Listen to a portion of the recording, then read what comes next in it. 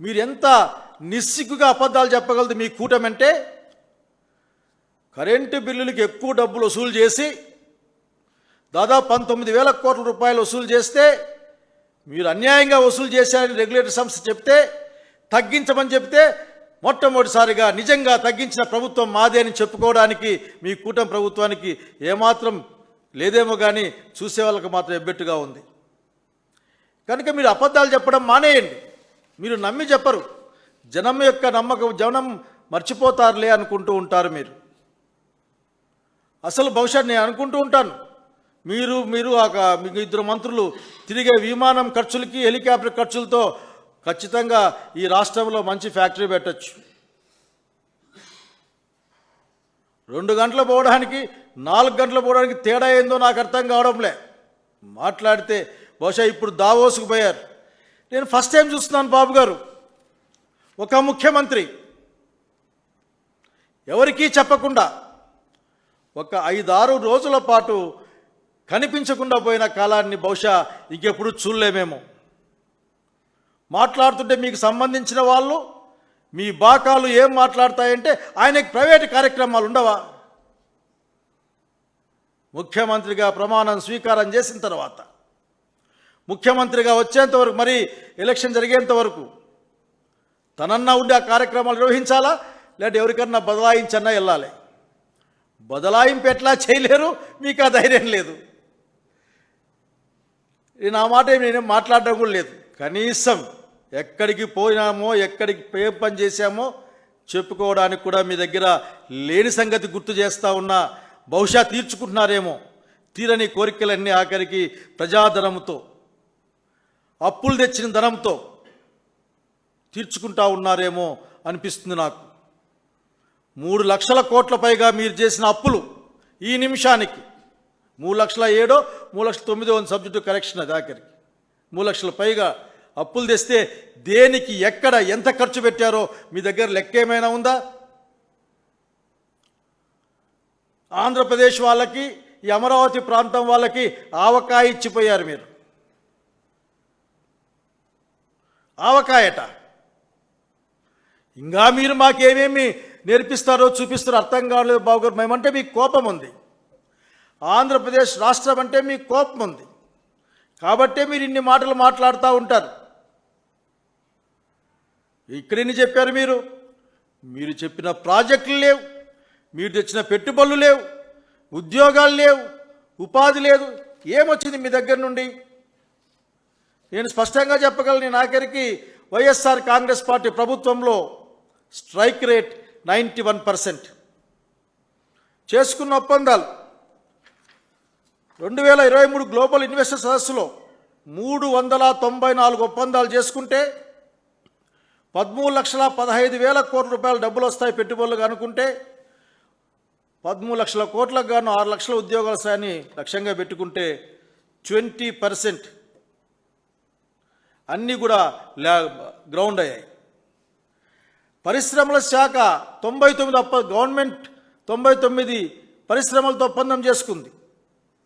అందులో 90 పైగా యూనిట్లు పని మొదలుపెట్టాయి.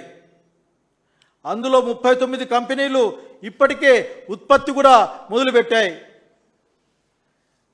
బిజినెస్ కూడా చేస్తూ ఉన్నాయి. మీరే బాబు గారు, మీరు అప్పుల గురించి బయట విపరీతంగా మాట్లాడతారు. 13, 14, 15 మీ నోటికి అడ్డం ఉండదు, మీ వాళ్ళ చేతులకు అడ్డం ఉండదు. కానీ మీ మంత్రి ఏమో, మీ ఫైనాన్స్ మినిస్టర్ ఏమో జగన్ రెడ్డి గారి హయాంలో 3 కోట్ల కంటే చిల్లరాటైతే అప్పు చేశారని చెప్తూ ఉంటారు. మీరు బయటకు వస్తేనే 13, 12, 1 ఏదో ఇష్ట ప్రకారం మాట్లాడతారు. ఎందుకంటే జనాన్ని గుర్తుకుండా అనుకుంటారు లెక్కలు. అక్కడ మాత్రం మళ్ళీ 3.5 లక్షల కోట్లండి, 3 కోట్లండి అని మాట్లాడతారు. మీరు చేసిన అప్పులు ఎక్కువై రాష్ట్రానికి.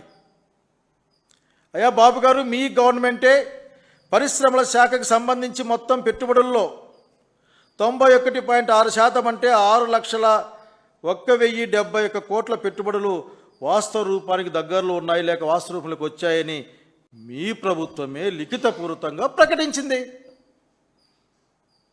ఓసారి మీ నాయకత్వంలో పెట్టిన గ్లోబల్ సమ్మిట్లో, లేక మీ నాయకంలో పెట్టిన అది ఐసీసీలు అవి వాటిలో ఎంత వర్కౌట్ అయినా చెప్పచ్చు కదా, మాకు ఒకసారి విని తరిస్తాం మీ భాగవతాన్ని విని. మీ భాగోతాన్ని అంతా విని. అసలు వైఎస్ఆర్ కాంగ్రెస్ పార్టీ హయాంలో, మీ హయాంలో పెట్టుబడులు ఎట్లా వచ్చాయి మీరు అన్ని అబద్ధాలు చెప్తారు.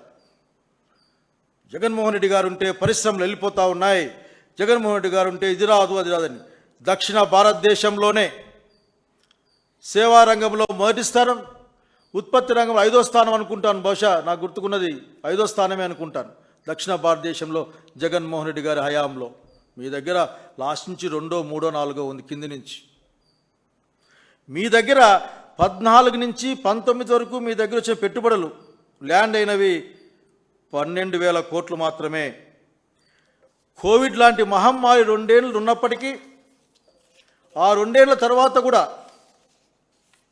సగటున 15,000 చిల్లర కోట్లు, 15,700 కోట్ల రూపాయలు పరిశ్రమల్లోకి డైరెక్ట్గా డబ్బులు వచ్చాయి. అన్ని పనులు జరిగేటివి. ఏం చేస్తాం? ప్రజలు మిమ్మల్ని నమ్మి మీరు చెప్పిన అబద్ధాలను విశ్వసించి ఈ రోజున మిమ్మల్ని తెచ్చిపెట్టుకున్న కారణాన ఎక్కడెక్కడ పారిపోయే పరిస్థితి ఉంది. ఇప్పటికే జిందాల్తో సహా చాలా పారిపోయిన చెప్తా ఉన్నాను.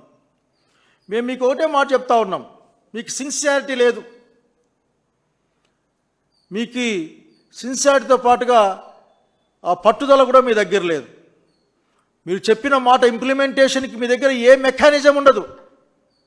మీకుండే మెకానిజం కేవలం ప్రచారమే.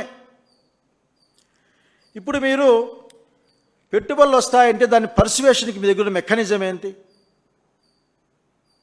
జగన్మోహన్ రెడ్డి గారిని చూసి నేర్చుకోండి. మీరు ఆ రోజున పెట్టుబడి సదస్సులు అనేది ఒక ఫార్స్ లాగా ఉండకూడదు.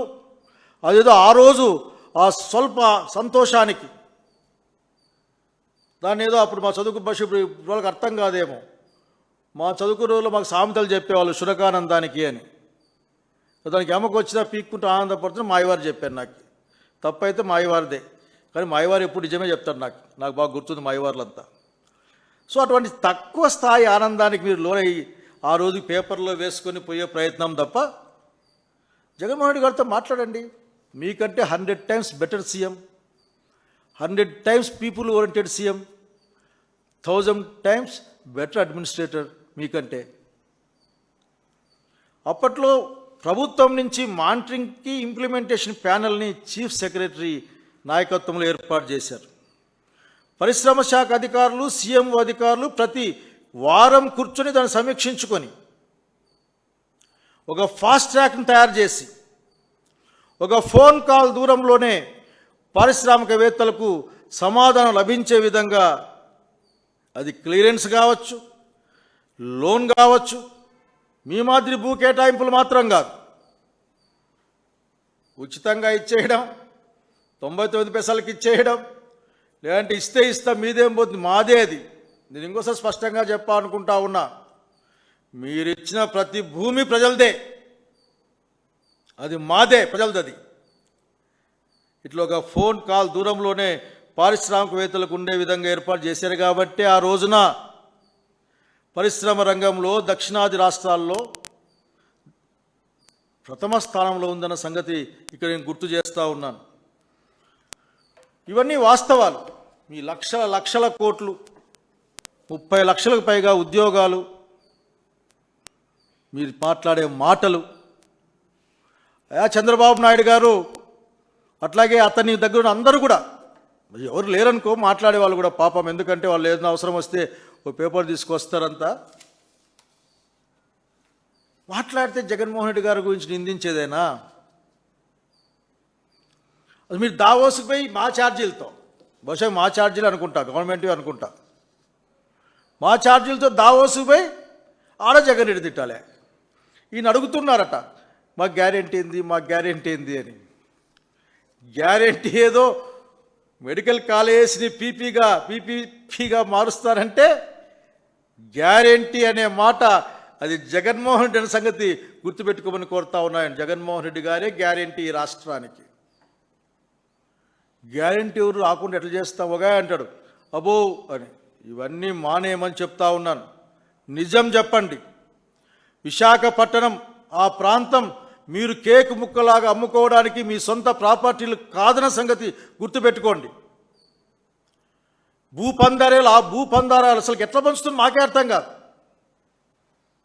కర్నూలు దగ్గర కూడా అదేదో దానికోసం 1500 ఎకరాలు ఇచ్చారు ఓరోకల దగ్గర. చెప్పుకుంటూ పోతే బహుశా మీరు అధికారం దిగిపోయే నాటికి అమరావతి తప్ప, అది అమరావతి మీ యొక్క రియల్ ఎస్టేట్ వెంచర్ కాబట్టి గవర్నమెంట్ అని మీరు అంటా ఉన్నారు. నేను నమ్ముతా ఉన్నా గవర్నమెంట్కి ఉంటే బాగుంటుందని. అమరావతి పట్ల నాకు రిజర్వేషన్స్ నాకున్నాయి. కానీ బాబు గారు, మీరు మాటలు తగ్గించి ప్రచారాన్ని తగ్గించుకొని, లేదంటే ఆ యొక్క దాన్ని ఏమంటారు, దాన్ని మంచి పదం ఉంటుంది ఇంగ్లీష్లో, ఆ థ్రైవింగ్నెస్ని దాన్ని తగ్గించుకొని ప్రతిదాన్ని ప్రచారం చేసుకోవాలని ఆ దుగ్ధం మానేసి జనం కోసం ఏం చేస్తున్నామో అని చెప్పాలి. ఇన్ని 100 కోట్లు ఖర్చు పెట్టి మీరు నిర్వహించిన వాణిజ్య సదస్సులకి లేక పెట్టుబడుల సదస్సులలో మీరేం సాధించారో, ఏం సంపాదించారో దయచేసి మాలాంటి వాళ్ళకు లెక్కలు చెప్పాల్సిందిగా వినమ్రంగా కోరుతా ఉన్నాం.